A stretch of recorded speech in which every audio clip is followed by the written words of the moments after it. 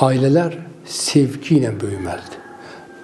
Məsələn, dədə, ana bir-birinə nə qədər mehriban olarsa, evlad o mehribançılığı sən bilmədən də ona sahib olacaq. O sevgiyə sahib olacaq. Yəni, çünki o sevgi bəşəriyyəti xilas edəcək deyirlər, ha. Yəni, bu elə belə deyilmir. Bax, övladı sevirsən. Niyə? Heç o, sən bilmirsən bu evladı sənə nə verəcək, verməyəcək, heç bəlkə də, nə bilim, onu əvəz eləyəcək, nəsə verəcək deyin, eləmirsən. Təmənnasız eləyirsən.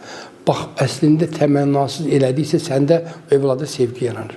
Yəni, ailədə də fədakarlıq elədiksə, yəni yoldaşa güzəşdirirsən, biraz dala çəkilirsən. Yoldaşın da sənə baxır, biraz dala çəkilir. Və yavaş-yavaş ortaq bir mövqe yaradırsınız. Dözürsünüz bir-birinizə. O dözüm sizi möhkəmləşdirir. Axı, sən itki vermirsən biraz. 1 il qabaq, 6 ay qabaq, 3 gün qabaq. O itkilər fədakarlıqdır.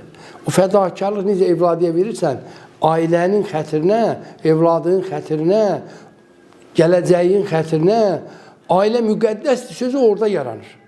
Sən əgər heç bir baş kəsmə, qan tökmə, mübarizə aparma, elə hər şey əla olsun, sonra da bizim ailəmiz var deyə, yox.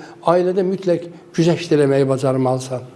Məğlub olmağı hədəf üzəriyə götürməlisən. Ailədə qalib olmamalıdır. Ailə məğlubların birliyidir.